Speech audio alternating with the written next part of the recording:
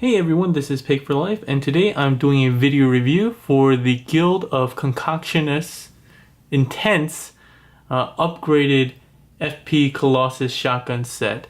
And you may not know what the Guild of Concoctionous Intent is, neither did I until I did this review. It's actually the collaboration between TFW 2005 four members, Dr. Killinger and Megatron 31. And those names may sound a little bit more familiar because I did a video review of their previous project collaboration, which was the Mastermind Creations Feral Rex Claw upgrade, which was great. I really like those.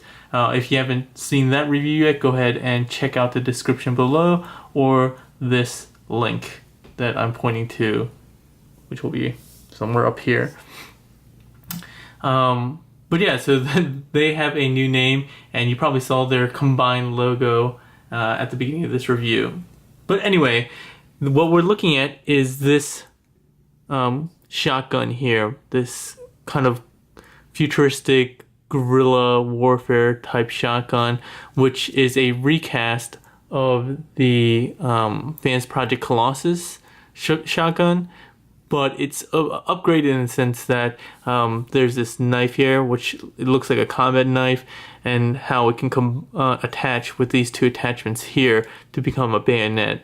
So that is a nice upgrade, and it looks really cool, and gives you some extra display options. I've never owned that previous set. From what I understand, this is a really accurate recasting. The only exception is that the flip down handle that used to exist to allow the gun to be held by the combined Colossus is not there. That articulation is not there because it's actually really not needed. It's supposed to be a universal shotgun for your figures. And as you can see, it looks really good with Mastermind Creations Bovis here. I chose him to display just because, well, for two reasons. Again, I think this is kind of a shotgun being kind of a brutish weapon. I also think the guerrilla warfare, so I thought I would pick a group or a figure that is known for kind of fighting in the jungle and so forth. And lastly, because the Mastermind Creations guns have this similar gunmetal look to it, so I think they match really well. The guilds, I'm just going to call them the guild for right now. Their gunmetal is slightly darker and has more metallic flake to it, which looks really good. But they do look really good together.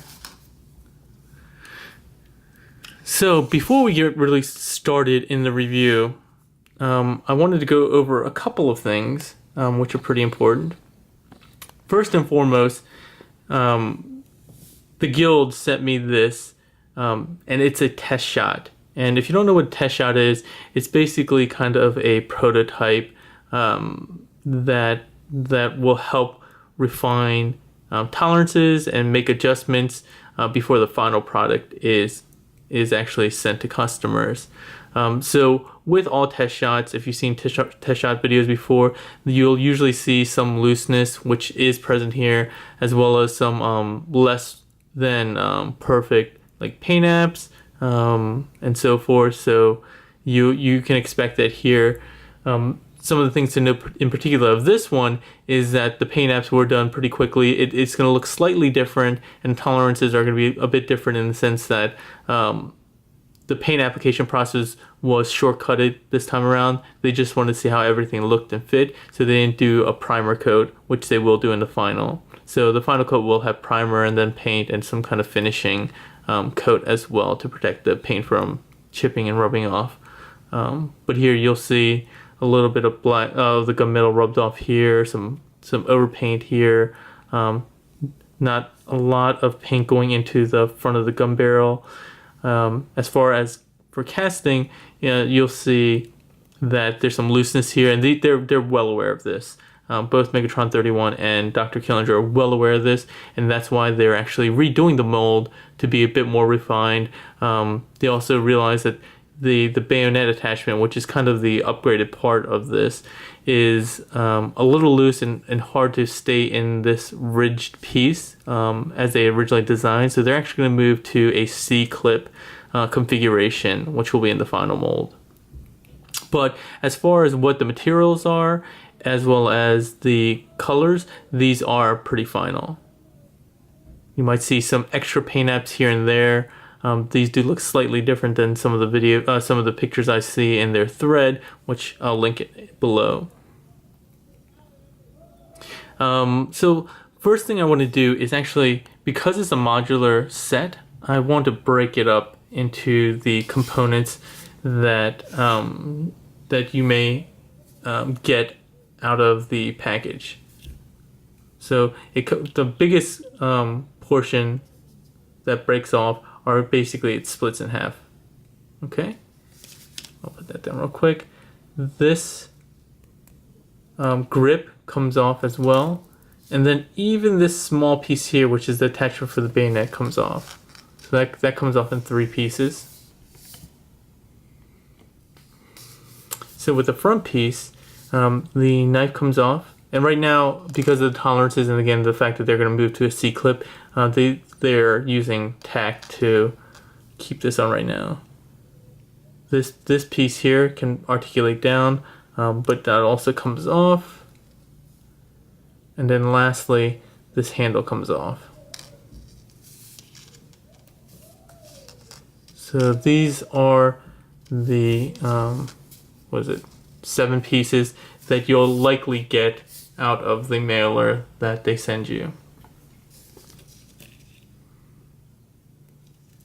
All right. So going into a little bit about each piece, this one I'm going to talk about as kind of the assault rifle, because when it's by itself, that's kind of what it looks like, kind of a Halo-ish, Destiny, futuristic assault rifle. And this attachment, the grip, has a peg, a universal 5mm peg on one side, so that you can actually mount it to holes on the side of an arm or leg, or a lot of alt modes have holes, peg holes in the side to allow you to store weaponry, and that's what it's designed for. It's kind of nice that this is modular, because you can then actually flip it depending on which side you want, and I'll show that off a little bit later when I get Bovis into alt mode. And you can leave this off like this, or you can attach the small piece here, which its sole purpose is to peg in to the bottom here and allow for the bayonet to attach. So the bayonet has two places where it can attach. Again, using tack this time, but it will be a C-clip in the final release. All right. So for this, there's not much you can do with just this piece. There's no place to really grip it or attach it anywhere. You really need this piece, which is the handle that goes on here, and that can articulate up when it's in combined mode, and there's a peg which helps keep that combined mode stable. But if you want to use it as a solitary weapon, you rotate that down, and you can see the tolerances are a little weak. These pegs on the side here probably need to be a little bit longer, or at least more refined. You can have the gun like this. This piece here clips on, and I want to make note of this kind of design here. I never had the original, and let me see if I can zoom in so you can see it. I never had the original figures, but it looks like they're ratcheting ridges in here. I don't see the corresponding ridges on the inside of this. Maybe they just need to refine the mold a little bit more to get that in. I'm not sure, but it would actually be nice if it ratcheted. And then you can either pull that up to look like that, like a shorter shotgun or a massive handgun, or you can rotate this down to go straight, And then it kind of looks like a submachine gun. Which I'm not sure if that's it. And this could be like the ammo clip, which I'm not sure is that whether it's intended or not. But for figures like this, I mean, a lot of this modular system is intended so that you can kind of use your imagination. And that grip also has the bayonet clip area, which goes in like that. So very cool. It does leave this piece here just kind of open and makes it look like an afterthought for the most part. But the fact that you have this option, even have this modular system and gives you this option, is pretty cool. So let me show you what it looks like if we bring Bovis back in here and do some dual action. So again, clipping this back on, so we're using all 7 pieces, which you don't have to. You can use some subset of those. But now you have Bovis looking pretty mean with this dual wielding action.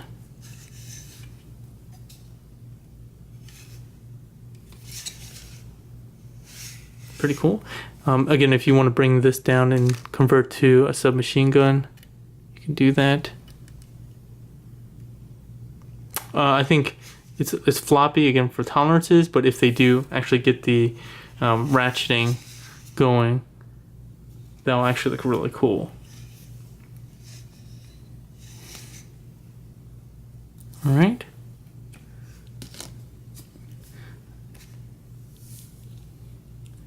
So to combine it back together, what you want to do is just fold this up, and fold this kind of straight,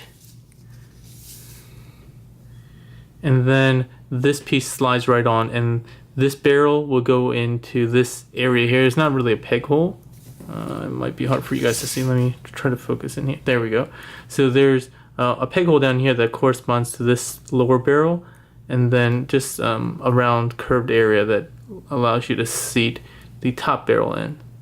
And then these two pieces have corresponding areas that allow you to slide right in. And that bottom peg is what really keeps it really pretty tight. And then the bayonet, which in the big shotgun mode you can't really put on the back. You really need to put it in the front. Like so.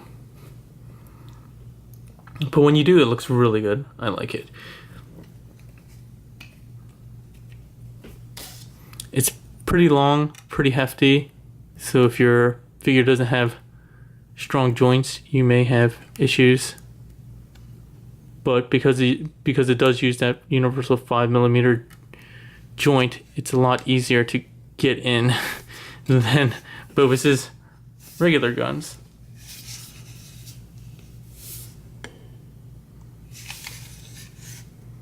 Alright, I'm going to do a quick cut so I can get Bovis into alt mode and show you how it can store with that side peg. And we're back. So I've transformed Bovis just so I can show you that this peg on the, I guess the front grip, rear grip, which can be again switched back and forth as needed, as does the bayonet mount. That allows you to store on the side of shoulders, arms, legs, or really anywhere that has a 5mm peg. And that actually looks pretty cool too.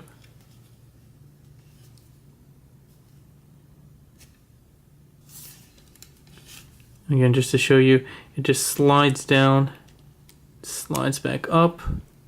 There's some clips that will hold it in place. Again, it's loose on this figure. I'm hoping that in the final figure, since they are recasting it and they are well aware of the looseness of some of the parts, that that'll be much more tight and secure.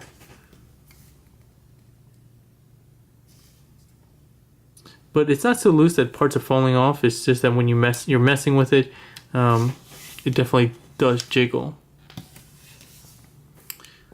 So, final thoughts on this set. I like it overall. I think for their asking price, which I believe is $20, it's a nice set, a nice weapon. I like that you can split it apart and have two guns. I like the colors. I like the bayonet and the use of the knife. Some of the complaints I have are probably all attributed to the fact that it's a test shot. The looseness of some of these areas here, the less than stellar paint, again, it's because they wanted to get this to me very quickly so I can do a review. They didn't go through the primer, they didn't do really detailed painting. They just want to give a quick look of what this looks like in preparation for the actual final release of the weapons, which should be coming up in the next month or so. Things that I think they could have improved on. I would have actually liked it if this piece back here was more similar to this front piece, this clip, and actually went all the way through. So there's actually a back to this.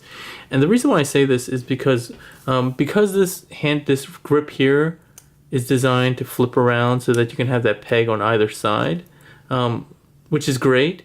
The problem is that when you do that, then you have to flip this piece around as well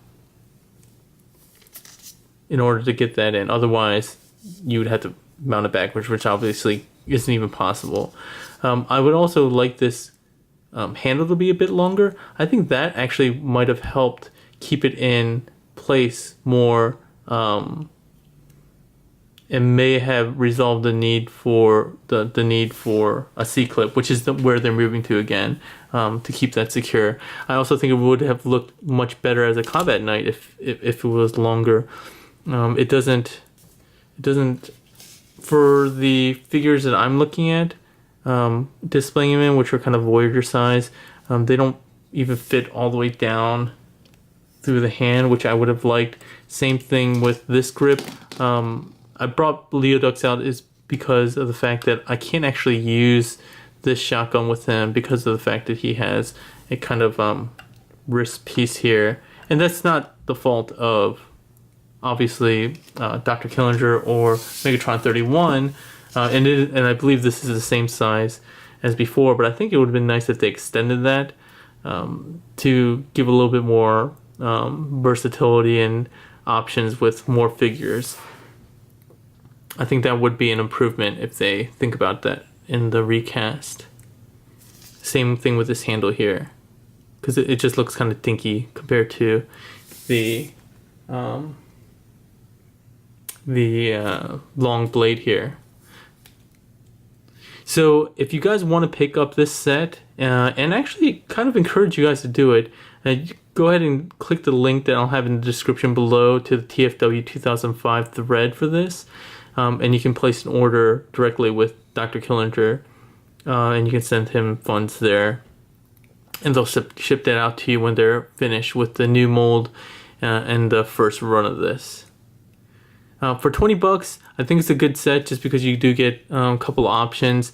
I wish it was a little bit cheaper, but once you get down to the fact that it is two guns, it can be displayed as two guns or one massive gun, and the fact that you have the knife as well, it's not a terrible price, especially again because this is not a third-party company that is making thousands of these or even hundreds of these. These are done in small batches by hand, by just fans, which is why it's cool. I like that they're doing this. As far as what I'd like to see them do more in the future, I'd actually like to see them do more original pieces. I'm not sure if they're going to do more recasts. I don't generally like the idea of recasts. Recasts make me think of knockoffs, which is honestly in retrospect is even with the upgrades. but I know Dr. Killinger just showed a universal sniper rifle that he displayed with MMC's Talon, which looked awesome. I'm not sure if that's a recast. I think it's new. I've never seen a sniper rifle like that before.